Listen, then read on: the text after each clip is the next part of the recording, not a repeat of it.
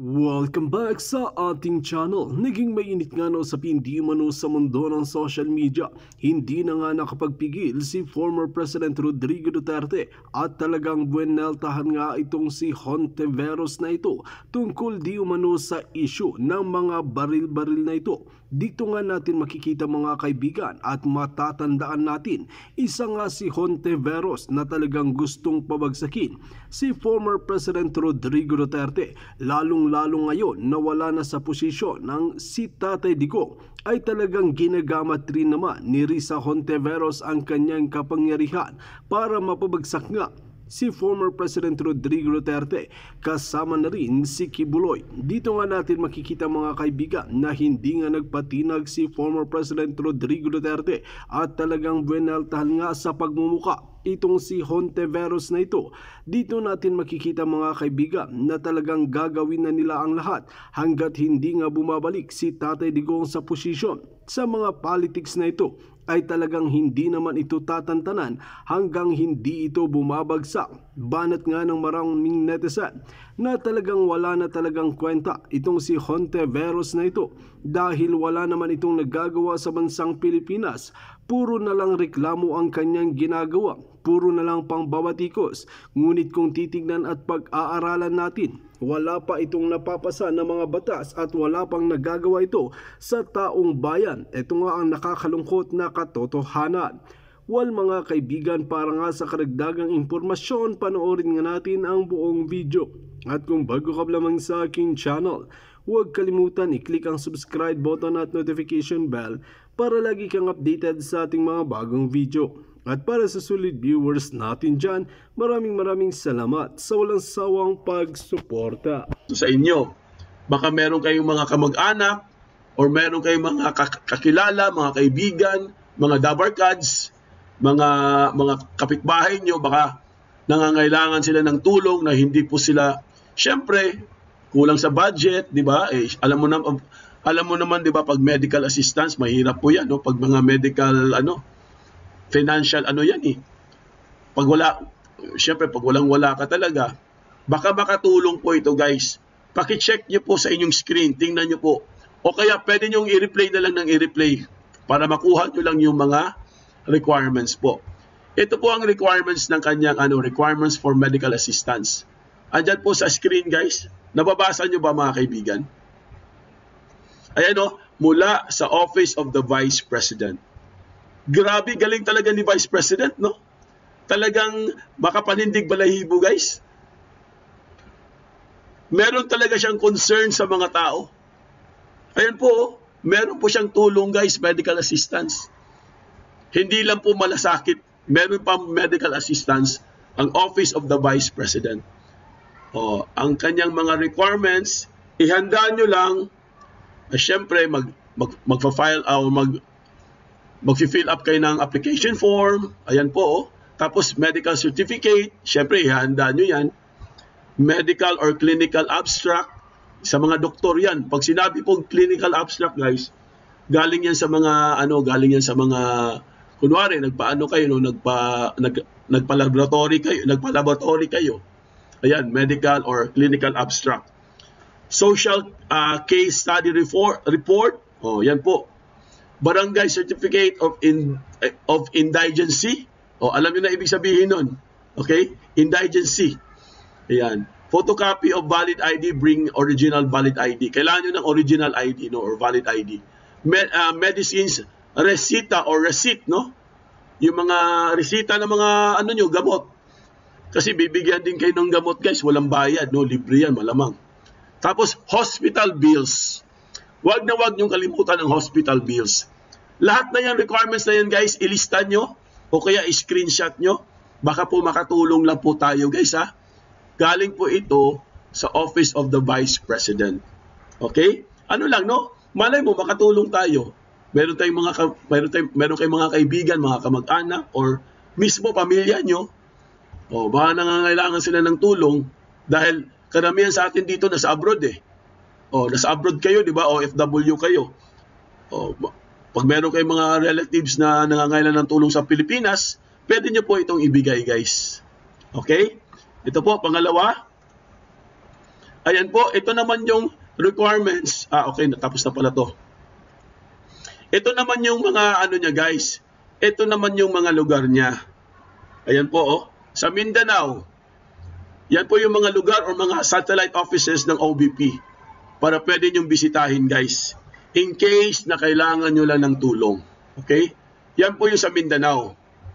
Ayan, Western Mindanao. Meron din sa Davao Satellite Office. Meron din sa Caraga.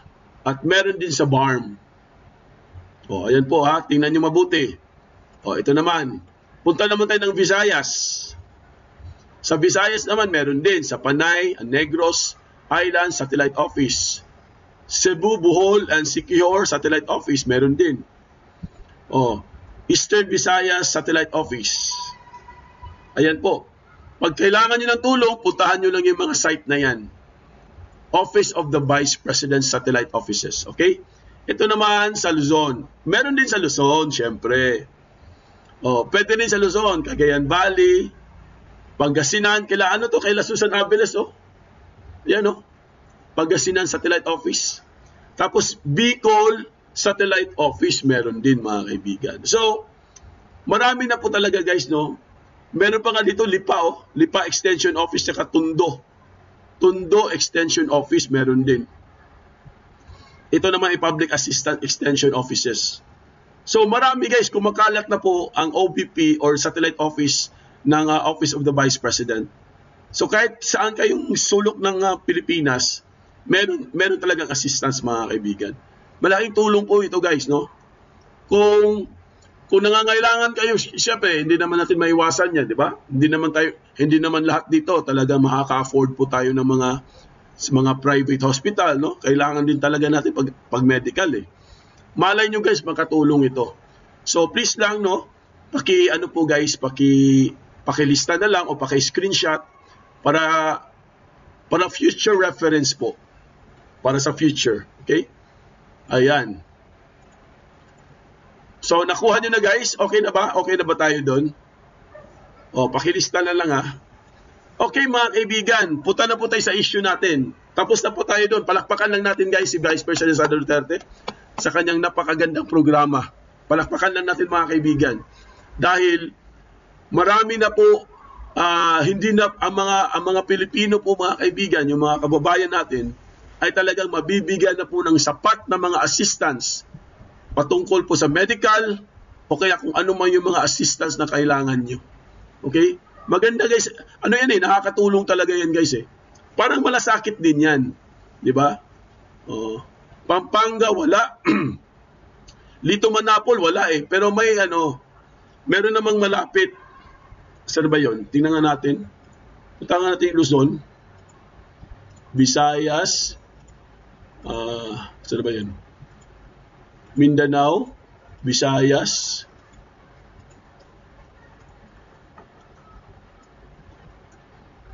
Cagayan Valley, meron. Tapos Pangasinan. Ayan. Pangasinan, meron. Pampanga, wala, eh. Pero, merong Lipa po, Lipa, tsaka Tondo. Meron po, mga kaibigan. At least, di ba, meron. At least meron. Magkakaroon din siguro dyan sa Pampanga. Later on, no? O kaya sa Tarlac, meron din. Magkakaroon din dyan. Pero ngayon, sa ngayon, guys, wala pa. Okay, mga kaibigan, punta na po tayo sa ating issue. Nako, eto na nga. Ayan po. Si Attorney Topacio. Ayan, nagsalita na po, guys, no? Kibuloy's lawyer says Senate should not continue to abuse their power. Tama din naman. Kasi inaabuso na po ng Senado at itong Kongreso ang kanilang kapangyarihan, mga kaibigan. Pagdating po sa mga hearing na yan. Basahin lang natin, guys, ha. Ang sabi po dito sa balita, patungkol po ito sa pag-abuse ng power ng Senado. Sabi dito, the legal counsel of religious leader Apollo Kibuloy said Monday that the Senate should not continue to abuse their power on the matter of issuing subpoenas. Ayan po, huwag nyo daw gamitin ang inyong kapangyarihan diyan sa Senado para mag-issue ng subpoena. Attorney Ferdinand Topacio cited the Supreme Court's ruling on the Senate Blue Ribbon Committee's abuse of discretion in issuing contempt and arrest orders versus resource persons in the controversial Pharmaceuticals Corporation Pharmaly Senate Inquiry. Doon siya nagbe-base, mga kaibigan, sa Pharmaly. Kasi guys, nangyari na ito sa Pharmaly. Pinagalitan sila ng korte. Ang Senado po, pinagalitan ng korte dahil bakit kayo nag-i-issue na wala naman kayong mga ebidensya at hindi naman kayo ang korte. Kayo ay isang body to legislate. Ibig sabihin, ang Senado po gagawa lang ng batas. Mga legislator po sila. Parang Kamara din gagawa ng batas. Hindi po kayo andyan para litisin ang isang tao, ikulong nyo, or husgahan nyo. Andyan kayo para may baguhin sa batas. Yan po ang ibig sabihin yan, mga kaibigan. Ang sabi dito, our Senate, particularly Senator Risa Hontiveros, should already learn to listen to the pronouncements of our Supreme Court and not continue to abuse their power. Topacio, sabi ni Topacio, mga kaibigan, lalo na daw ikaw, Madam Risa. I hope our senators will know their place. There are indeed some who abuse the power to subpoena. Kasi, ang nangyari kasi sa inyo dyan, subpoena lang kayo ng subpoena. Diba? In-explain ko na nga kagabi yan, na meron tayong Section 16 at Section 18. Igalang ang karapatan ng tao. Igalang, dahil demokrasya po tayo, mga kaibigan. Kailangan igalang po ang karapatan ng bawat Pilipino. Hindi pwedeng subpoena ka lang ng subpoena, wala pa nga kayong ebidensya. Meron kayong mga testigo, ayaw nga magpakita ng mukha. Walang ang totoong pangalan. Pati pangalan, ina-alias nyo.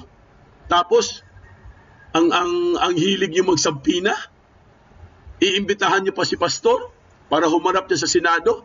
Yung mga testigo nyo nga, ayaw nga lumabas ayaw nga ipakita ang mukha eh. Takot na takot eh. Ibig sabihin, gumagawa-gawa lang kayo ng testigo. Kung ako naman si Kibuloy, bakit naman ako pupunta dyan? Puro naman mga testigo mo, mga bayad. Mga bayad ni Ahas. Di ba? Tama? Tama ba guys? Bayad ni Ahas yung mga testigo dyan ni Risa. At meron pong nagpatunay niyan. Di ba? May nagpatunay niyan. May nag-expose niyan. Isa sa mga membro ng kingdom. Di ba? Tama? Pero mga kaibigan, bakit pinipilit pa rin nila si Kibuloy? Kahit alam naman nila na kulang sila sa ebidensya. Yung Amerika nga 7 taon, dinidelay yung kaso. 7 taon na ha. Hindi pa rin nila ma-extradite si Kibuloy. Hanggang ngayon, hindi pa rin nila kaya ma-expedite. Kasi nga, ang sabi po ni Attorney Panelo, dinidelay nila dahil wala silang sapat na mga ebidensya. Kaya nagdi-delay po guys.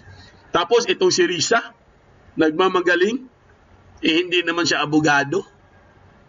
Diba? Abogado ba si Risa? Hindi po. Pero bakit po siya nagmamagaling? At pinipilit niyang papuntahin si Kibuloy dahil gusto niyang ipahiya. Diba? Yan talagang gusto nila dyan. Ito pakita ko sa inyo guys. Ayan isa pa to. Ang sabi ni Kuting, bago siya umalis, papuntang Australia. Kasi si Kuting bumiyahe po sa Australia, no? Ewan ko anong gagawin niya doon. Baka naghahanap ng kangaroo court. Ang sabi dito, Marcos to Kibuloy, just face the House Senate hearings. Sounds familiar ba mga kaibigan? Sounds familiar ba? Just face the House? Sino palagi nagsasabi niyan dati? Just face. Di ba si Bonjing? Di ba si Bonjing mga kaibigan? Face the music. Sinabihan niya si Bantag, face the music. Sinabihan niya si Teves, face the music. Ngayon naman, itong si Kuting, ang sabi niya, just face the House and Senate hearings. Grabe, ang galing niyo talaga. Just face now the House Pero bakit ikaw, Kuting, ayaw mong harapin ang mga tanong ng mga tao? Sabi mo kay Kibuloy, just face the House and Senate hearings. Ayan o, sinabi niya yan o. Nasa balita yan o. Hindi ko naman gawa-gawa yan. Galing po iyan sa page or sa website ng Krappler. Ayan o, Marcos to Kibuloy. Just face the House and Senate hearings. Ang galing magsalita ah. Oh, Pastor, face the House daw. Pero ikaw, Kuting, hanggang ngayon, hindi mo pa rin hinaharap ang challenge or yung mga kumbaga, hinahamon ka ng mga tao na sagutin mo yung mga tanong, pero hanggang ngayon, hindi mo pa rin sinasagot. Akala ko ba face the House and Senate hearings, pero bakit ikaw, hindi ka man lang nagpakita ng concern patungkol po sa mga paratang sa iyo, especially po yung ikaw daw ay bangag, ikaw daw ay gumagamit. So sana harapin mo rin yun para fair, di ba? Para malaman talaga natin. Para malaman natin kasi sabi nga niya sinabihan niya si Pastor just face the House and Senate hearings. Pero bakit ikaw, wala ka man ng explanation. Di ba? Pero ang galing mo magsalita. Parang kinain mo yung sarili mong salita. Sinasabihin mo si Kibuloy, just face the House, ikaw, ba't ayaw mong harapin? Bakit ayaw mong harapin ang mga paratang sa inyo ng mga tao? So kailangan harapin mo rin. Kasi kung gusto mo si Kibuloy humarap sa Senado, dapat ikaw din dahil ikaw ang Pangulo para patas ang laban. Di ba? Marami pong pasabog guys ang nangyari kagabi kay Duterte, kay Tatay Digong. Ang daming pasabog. Talagang feeling ko guys, ito masasabi ko lang dito Sino bang nakapanood kagabi? Sino nakapanood? Taas ang paa. Sino nakapanood kagabi sa ni Tatay? Napanood niyo ba guys? Si Bonjing, oo. Dapat kasi ituloy ang pag-test. Dapat kasi ituloy. Kasi pag hindi tinuloy yung test na yon, paano natin mabigyan ng justification na hindi ka talaga gumagamit? Wala naman Hindi naman nila tinutuloy Di ba? Ngayon mga kaibigan, puntahan po natin si Tatay Digong sa kanyang pronouncement kagabi. Kasi matindi guys Matindi ang mga sinasabi ni Tatay Digong kagabi. Talagang lahat po ng yung mga sabihin na lang natin mga detractors na kuryente po sila kagabi mga kaibigan. Talagang ang galing talaga maglaro ni Tatay Digong. Ang galing talaga niya guys. Katulad nito, basahin niyo sa screen niyo. May pinost ako dyan sa screen. Saan na ba yun? Yan, pakibasa yan guys. Ayan Lakihan natin. Ang sabi po ni Tatay Digong dito guys, kami magtanggap ng baril galing kay Pastor Kibuloy? Question mark. Question mark. Ibig sabihin, kami tatanggap ng baril kay Pastor Kibuloy? Ako pa nga ang mag-deliver sa kanya ng kanyon bukas or machine gun. Sabi niya, syempre pabiro lang yun, Sabi niya, ako pa nga, kung gusto mo, ako pa mag-deliver ng machine gun kanyon o kaya machine gun. Sabi niya naman dito guys ni Tatay Digong, it's very stupid proposition. It's silly. Kawalang hiyaan, it's silly. Bakit naman si Pastor mamibigay ng baril sa akin? Saan siya kukuha? Tama din naman. Make sense. Si Pastor mamimigay ng mga baril. Kaya saan siya kukuha ng mga baril? Hindi naman siya gun store. Hindi naman siya arm dealer. Diba? Sabi dito, kung magsabi siya na wala siyang baril, bigyan ko siya. I have more than 500 firearms registered. collector's category ako. Ibig sabihin, bili ako ng bili pero hindi ko magamit. Ibig sabihin guys, si Tatay Digong meron siyang 500 baril, mga firearms. Kasi nga, collector's item yun. Registered ha, registered. Nasa kategory siya ng collectors. Collection po niya yun. Diba? Ibang ibig sabihin ng collection. Ang collection, hindi mo ginagamit yan. Naka-display lang yan. Kasi, syempre, pag collectors, ano ka, nangongolekta ka ng mga item, katulad ng mga baril, or mga ano-ano pang mga item dyan, mga antiques. Kasi may value yan pag tumatagal. Lalong lumuluma. Pag luma na, lalong tumatagal, may value na yan. O baka Bible. Baka Bible siguro ang ibig sabihin, yes. Baka Bible siguro hindi baril, kayo naman. Di ba, Lito Manapol? Tama. Once again po, saan kukuha ng baril si Pastor? Ay, naku, kayo talaga. Ito po mga kaibigan, ang buong video. Ito na, alamin na natin guys.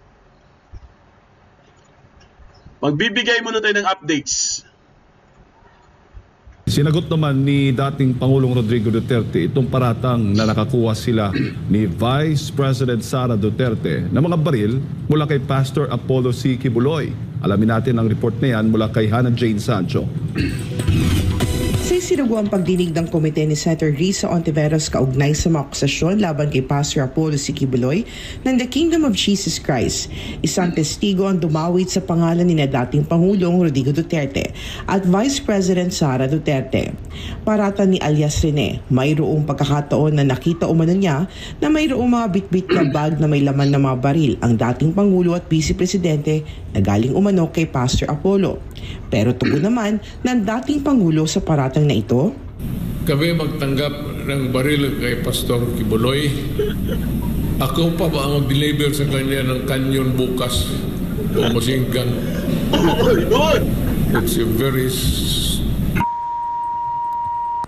Pahayag ito ng dating Pangulo sa isang press conference sa Davao City. Pagdedepensa pa ni Duterte kay Pastor Apollo, saan naman kukuha ang butihing pastor ng mga baril at aniya mayroong koleksyon siya ng mga ito.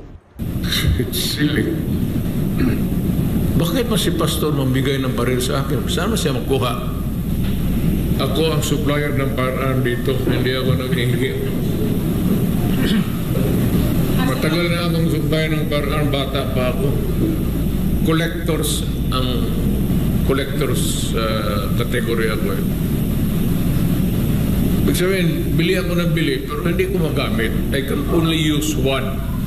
Samantala, una na rin ipinagkiwit balikat ni Vice President Sara ang nasabing akusasyon at sinabing hindi na siya magugulat kung dadami pa ang mga pag-atake laban sa kanya sa susunod na panahon. Pahayag naman ni dating Pangulong Duterte sa isinagawang hakbang ng Senado na isabpina si Pastor Apollo kasunod ng mga paratang na mga kinuha nitong testigo. It's not an order. You cannot order an ordinary citizen like me to compel me to report to you. For what? If we don't want. Or if outside the national interest that you should appear. If we begin to question you, what is the significance of that interest?